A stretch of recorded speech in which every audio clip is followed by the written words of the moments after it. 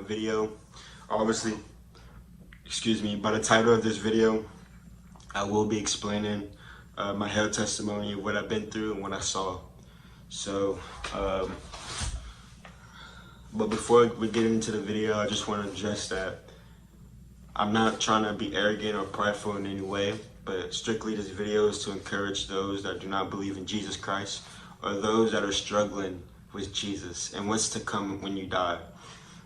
Based off my experience, obviously this video is to glorify God at the end, and hopefully this encourages you and encourages other people. So if you want, you can share it, do whatever you want, but to God be the glory. So I went to sleep one night after I was doing Bible study with my friend JD. I was like, yo, I'm super tired, man. I was falling asleep. I was dozing off. And I was like, yo, my man, I'm gonna catch you later. And he was like, all right, cool. So we hung up, and then I fell asleep, and this is where it all started. And I was really, really sleepy out of nowhere. So I knew something was finna go down, but I wasn't quite sure. So then I woke up. Well, I went to sleep, and then I woke up, and I was standing in front of the gates of hell. And the way it was the gates were very, very wide. It's very tall, and they have 2 stone pillars on each side of the gates, and they have fire coming from the top of them. And they have steps leading up to the gates of hell, where you have to step and then go through the gates. But me, thankfully that I didn't go through those gates. No wondering, no questioning what was behind those gates, but everything happened in front of them. And what happened was there's this tall lady. She's about 8 foot. She's about 9 feet tall. And she was just staring at me. She was black, and she had scrubs on, like the nurse uniforms, whatever they be wearing. And she was just staring at me. So she started speaking to me, and she was speaking gibberish. And I wasn't understanding what she was saying. And I was like, ma'am, you need to go to heaven. Just relax. And she was like, I'm stuck here forever. And she started grinning like that. And then at that point, I gained wisdom, and I knew that she was gonna come after me. So she just launched herself to me, and she started chasing after me. And at that point, I'm like, yo, I need help. So I started calling on Jesus. I was like, Jesus, help, save me. And the thing that really got to me was when Jesus said, it is too late. And at that point, as soon as he said that, I was like, I'm done. I'm here forever. I messed up. I took God's forgiveness for granted. I was just doing whatever I wanted to do, and I was being lukewarm, a lukewarm Christian, and God doesn't like that. So the demon started chasing me, and her face started changing, like midway. It was turning into a demonic figure. At first, it was like a regular human being that was 8 foot, and then she turned into a demon in disguise. So what happened was she was chasing me over and over and over again. I was going in circles. I wasn't going anywhere, and I was just running in circles and circles. I was passing up the gates of hell in circles, and kept passing it again, passing it again, passing it again. And every time when I would call on Jesus, I would look. He wasn't there, but he was behind me, but I felt him, but he would disappear as soon as I would look to turn around and to try to look at him. And Jesus' presence is like, it's like a bold, peaceful, loving presence. It's like nothing can harm him. Nothing can do anything to him, because he's the Prince of Peace. He is the King.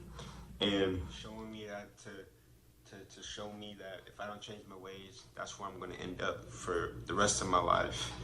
Because when you die, you have a soul. Wherever your soul goes determines up to you. Excuse me. Yeah. So yeah. Every time I tried to look for him, he would disappear, and then the demon finally stopped chasing after me, and I was in front of the gates again. And what happened was, I thought that it was it. I thought it was done. I thought it was over. I get to go home. But then another one busted through the gates. But this one's a lot shorter. It's moving fast, and the quick response that I had was just run. Same concept. It's like you're running in a maze, like you're in a maze forever, and you just keep going in the same place over and over. And it's like running a mile. It's like running a lap, but you're just constantly running without stopping. and you cannot hide, cannot go nowhere. So this demon was chasing me again, but this one had a long hook, and he was running, but he had the hook on the side. So as he was running, like I kind of like, I didn't stop, but like as soon as I tried to run one more time, he grabbed me and he took me into outer darkness. Basically what outer darkness means is it's just nothing but pitch black darkness. It's just, you cannot see your hands, you cannot see your feet, you cannot see what's in front of you, behind you, on the side. You cannot see nothing. And all of a sudden I was rolling with Jesus, and I didn't get to see him. I wanted to, but I was just with him. I just couldn't see him, but we were like navigating in the sky. We were like going through rooftop to rooftop, and he was just talking to me and showing me things that I couldn't really comprehend. I couldn't really hear him, but we ended up landing on this one roof, and there was a scroll, and it unravels. And when he says this, he says, "This is what happens when people mock me and don't repent." So what it was a skull, and it had flesh on it. It was burnt flesh, black, pitch dark. And all it was the skull of the head and the spine. And it was just burnt. It was disgusting flesh. And it unraveled, and I seen it. And that's what he said to me. And then he started saying more stuff to me, and then I woke up from it. I went back to my body. It wasn't technically an outer body experience, but it was just like my flesh was still sleeping, my skin, my body was sleeping, but my soul was in that place. And I almost forgot. I knew I was having a dream. I knew I was having a vision. I knew that God was showing me this, and I knew I could have tried to leave. So the other dreams that I had before, I knew it was a dream, and I just opened my eyes and I wake up and I'll be in the realm, the regular realm, back on earth.